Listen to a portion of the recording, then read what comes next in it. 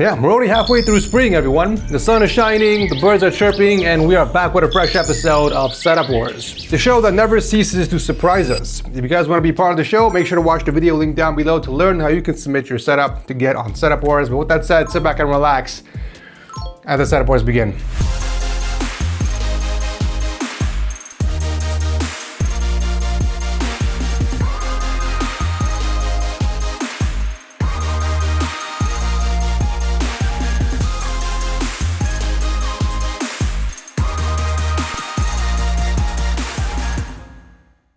Well, I had so much fun today. I was wondering if I can get your phone number. Sure.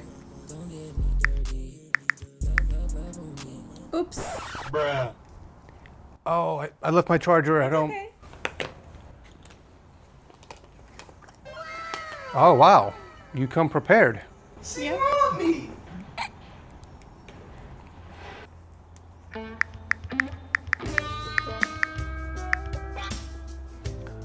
Thank you. Very well. See you next time. See ya. Bye. Bye-bye. In a world ruled by our gadgets, you never want your battery to fail you. With the Charging 140, you can breathe easy, as it's even got enough power to charge two devices at the same time. Sarge is known for sleek, high-quality power banks. The 140 is quite portable and is pretty much the size of two iPhones stacked on top of each other. You get two colors to choose from. It has the Charge signature transparent design and features an LCD display. This is where you see the charging and recharging time, the remaining battery percentage, and the current input and output wattage. It's also airline safe thanks to its 20,000 mAh battery and comprehensive safety features, making it the perfect travel companion. So if you guys want peace of mind while you're out, check out the Charging 140 using my link down below. First up is none other than Edward from Sydney, Australia. Now, many of you might remember him from episode 345, where he also took home the 68th seal of approval. For those of you who missed the episode or are new here, Edward is a real-life warrior who battled two deadly infections and came out smiling with his head held high. You guys can't imagine how happy I was to see your comments on that video. I mean, the support he received was honestly incredible, and Ed even thanked everyone in his submission note over here. If you haven't watched that episode, you definitely should check it out. I'll drop a link to it down below. So a lot has changed for him since then. He's now studying game art and animation at university. He just finished his first year and is now performing at the top of his class. Man, this warms my heart. We're not even related, but this makes me feel like a proud uncle. I'm super happy for you, my guy. With these changes in his life, his setup evolved too. Comparing it side by side with his old one, the difference is night and day. He stuck to the same black and white theme throughout. In fact, he says he doesn't own anything with color, only black and white items, clothing, setup gear, and accessories. Now that is dedication. You'll notice he's now added a second desk on the left side for work and study. Less obvious are the changes to his main desk, which was apparently the hardest yet most rewarding part of the build. He wanted space behind his desk to move around, while still maintaining a seamless connection to the secondary desk, which already sounds tricky. That's why he decided to implement a foldable tabletop section that serves precisely the purpose he needs. He and his dad cut a giant wooden plank into sections, sanding, painting, and assembling them to form a custom back panel for cable management. It was quite the time-consuming project, but really paid off in the end, as you can see. I love to see it. For the main setup, he upgraded from 2 stacked monitors to 4. He's got a 32-inch Philips as his main, sandwiched by 2 34-inch LG ultrawides on each side, plus a 27-inch Lenovo as an overhead. He mounted all of them to the desk, and to remove any gaps between them and keep them aligned, he used duct tape on the back, as you can see from the photo right here. Since he doesn't have any gas spring mounts to move the monitors around freely, this was a smart fix for symmetry. I mean, the front view of the setup speaks for itself, I would say. Looks like he went with a brand new set of peripherals as well, a Keychron Q1 keyboard and a Logitech G502X Lightspeed mouse. He still kept his old Razer Viper Ultimate, which is on his charging dock to the right, as well as the other 3 keyboards displayed on their individual shelves by the doorway. The audio gear remains the same. He's still rocking the Microsoft Surface 2 headphones hanging underneath the desk and the same Elgato Wave 3 mic on the right near his PC. He does have another pair of headphones, the PS Pulses, but I assume he only uses them for gaming on the PS5. The Z200 speakers are now placed underneath his 49-inch ultra-wide on the left, which is meant for work and study, but is currently not in use. The issue is that his GPU display headers are maxed out. That's actually the exact same issue I had with my current setup. Since each graphics card has 4 display headers, you can only run 4 monitors at the same time. However, some monitors use up more than 1 display header, not leaving room for more. Here, Ed can easily run 4 monitors, but he can't connect his ultra-wide on the left. I mean, there are a few things you could do for this, like getting a second GPU. It might be a little tricky if you want to keep the vertical orientation of your current GPU though, but it will also affect the looks big time. You could also technically use the motherboard HDMI port since you have a 14700K CPU, but you need to keep in mind that the CPU integrated graphics are limited in terms of what they can handle. Just for studying, it will definitely do the job, but for your 3D work, it might run out of gas very quickly. Not to mention, it can't support your max refresh rate of your monitor. I think it caps to like 85 Hz or something. Another option is running the monitor cables through an HDMI splitter so you can give power to only specific monitors at the same time without having to connect or disconnect one or the other. But do keep in mind, this will affect your max refresh rate as well. Anyways, moving on to the PC, let's take a second to appreciate these gorgeous high quality photos. Ed even took the rig into his living room and did a full-on photo shoot with the Christmas tree in the background. I mentioned he's still on Team Intel, now rocking an i7 14700K and an Asus TUF RTX 4070 Ti, all built inside the O11D Evo. Lovely stuff. Now, since the desk is fully custom, hiding cables is much easier thanks to that back panel. I mean, sure, they look a little chaotic back there, but that's no surprise with so many devices. Since they're hidden from sight, it's not a big deal. The centerpiece of the setup, however, just like last time, is his hip screw, a reminder of his health journey and how perseverance always wins. This time he added a custom-made logo around it, where he combined yin-yang with his favorite shape, an egg. This combination of the screw and his logo is a reminder that there's always a light at the end of the tunnel. Ed, my guy, I've said it in the last episode and I'll say it again, you are a huge inspiration for every single one of us. Your positivity, the way you look at life, and also the way you radiate the positive energy to everyone around you is one of the best characteristics a human being can have. So thank you again for coming on the show.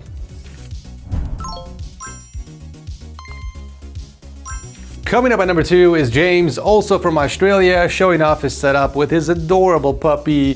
What a cutie patootie. He built it over 4 months. Okay, what the hell was that?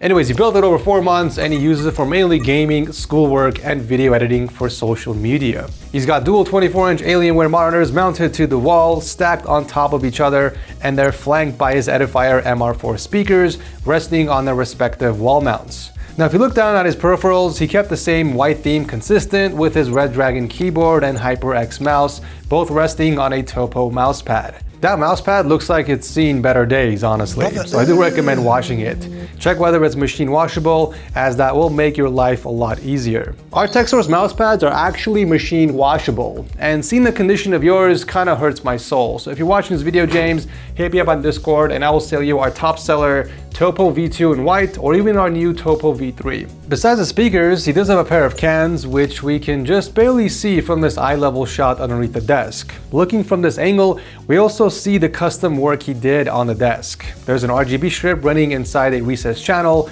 completely flush to the desk and nicely diffused. That way you don't see each individual LEDs. Cable management looks solid from this angle. For an overall cleaner look, you can try running those power cables along the wall in a cable channel just so they blend in better and not dangling. Otherwise, everything else is behind that wooden plank, held up by a cable channel, some cable clips, and some tape by the looks of it. I do recommend getting some magnetic ties instead of using tape. They're reusable, much easier to install, and they don't leave any residue. And overall, honestly, they just look a lot better. The PC behind the setup is a largely Lian Li build with a Ryzen 5 5600X and a Gigabyte Vision RTX 3070. The rest of the setup is kept neat and he personalized it quite well. We've got a pegboard full of items, an extra keyboard, his controllers, some G Fuel and Funko Pops, while the shelf above the setup holds the rest of his figurines and collectibles. My man even has a Jean-Paul Gaultier. My man even has a Jean-Paul Gaultier perfume at 14. Nice taste. Great setup overall, James. Thank you for sharing it with us.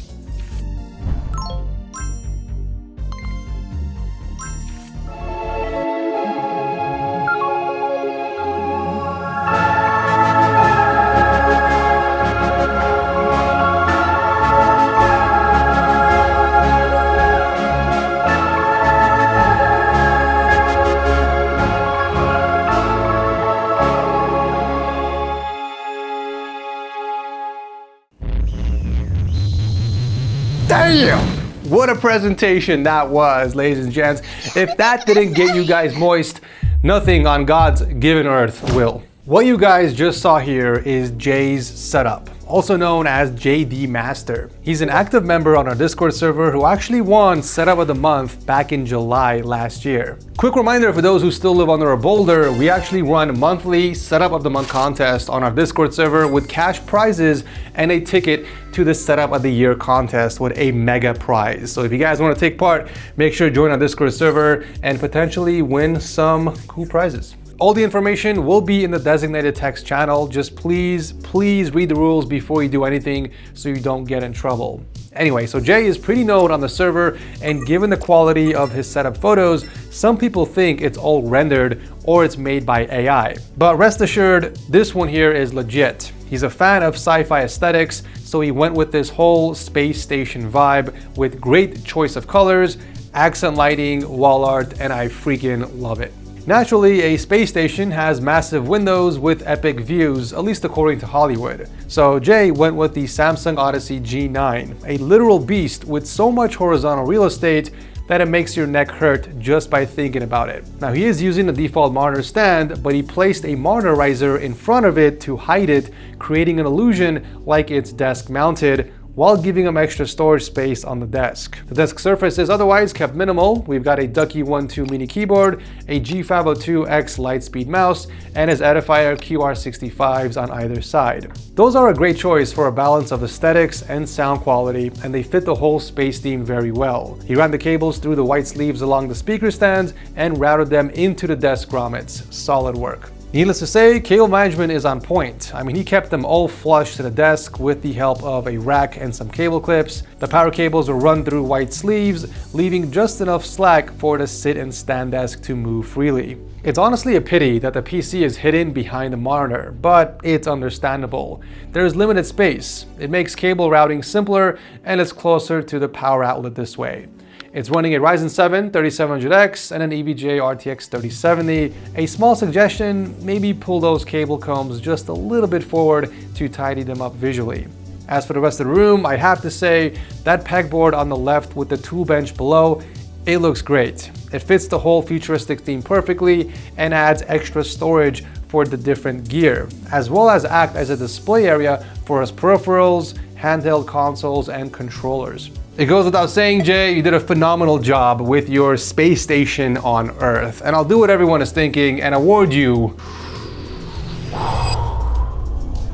the 73rd seal of approval. You're now officially a Setup of the Month winner and a seal holder as well. If you're watching this video, hit me up on Discord to claim your plaque, as well as a free TechSource mousepad. Phenomenal work, my guy. Thanks for coming on the show. The fourth setup of the day belongs to an artist and illustrator from Hong Kong who wants to stay anonymous and goes by M. You're hiding something, my good sir. I need to know what. But he was kind enough to share his setup with us today though, so let's see what we're working with here. We've got a warm wooden tone aesthetic going on with what looks like a bunch of Japanese and anime themed touches. While it looks spacious from the front, space in his room is actually limited. He managed to squeeze in his desk, a shelf on the side, a whole glass display of collectibles behind him, and a bed on the other side, with an entertainment area and storage for his daily essentials. That's next level space management if you ask me. I'd personally be scared rolling my chair back into that glass shelf, but hey, I'm not physically there, so I can't be the judge. More importantly, if it works for you, then it's all that matters. Since he's an artist, he needs plenty of references and material to work with on the side, so having multiple monitors helps. He's running a T layout with a 32-inch ROG as the main and a 27-inch Asus TUF in vertical mode, and uses the Wacom Cintiq Pro drawing tablet whenever it's time to get to work. He even managed to keep a space for his books as well as an iPad to quickly look up stuff. You can see how dedicated he is to his craft. He did go with a full set of Razer peripherals. We got 2 keyboards, a Tartarus keypad, and a Basilisk Ultimate mouse. His headphones are also from Razer, but his speakers are the Kanto YU4s, which are placed on stands and tilted towards him. Very nice. The microphone is a Shure SM7B on a boom arm, which he can easily tuck away either behind the monitors or to the side whenever it's not in use. The cable management seems fine both behind the monitors and underneath the desk. The cable rack is doing most of the heavy lifting, while the individual cables are tied together with Velcro straps. Now, since he didn't have much space on the desk or the side to have a drawer unit, he placed the PC on the floor and kept it elevated with a base on wheels.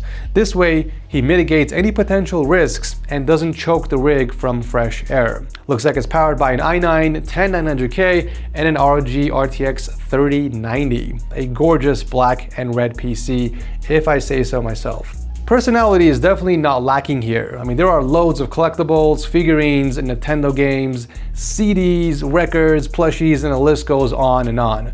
I'm pretty sure everyone's eyes that are watching this video are on top of that glass shelf, except mine. I definitely don't want to know where you got those figurines from. But nonetheless, thank you for sharing this with us, Mr. M. It was a pleasure to have you on the show.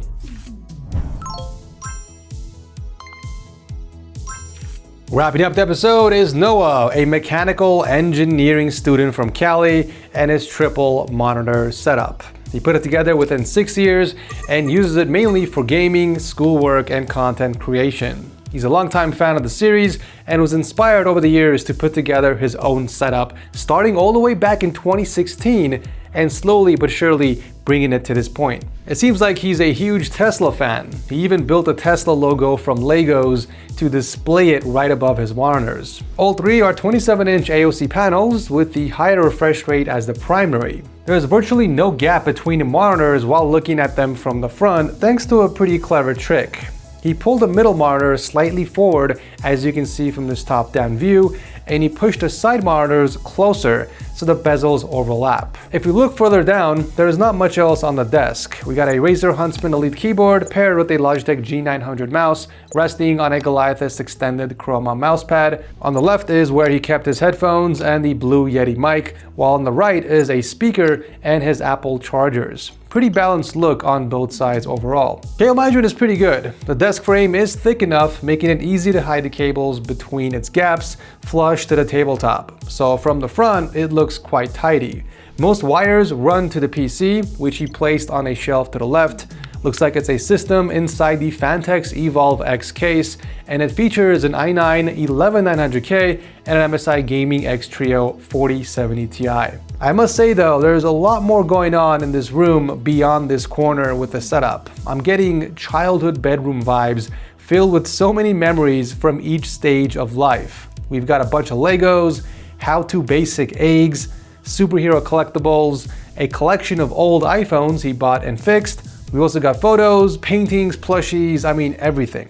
And of course we can't forget about his 2 lovely golden retrievers, Sadie and Buford, watching over him. It's always nice seeing how your setups evolve over time, telling a story of your lives in a way. This community we built over the years shapes how we all grow and create the spaces around us, which is super rewarding to see. I mean, look at Noah. He started basically when he was 15, and by the time of the submission, he was already 21. I mean, 6 years are no joke. And kind of stepping back and looking at it from a bigger picture, it's a feeling that's hard to put into words. I'm sure you guys know what I mean. But yeah, this was an absolute pleasure. Thank you, Noah, for coming on the show. This episode was pretty jam-packed, and we're still just warming up. If you guys enjoyed it, feel free to toss a like, but if you hated it, just like you hated your grandmother's oatmeal, make sure to smack that dislike button as well. I promise you won't hurt my feelings. But if you're gonna smack the dislike, at least let me know in the comment section which of these setups was your absolute favorite. Thank you so much for watching as always, and I'll see you guys very soon on the next one.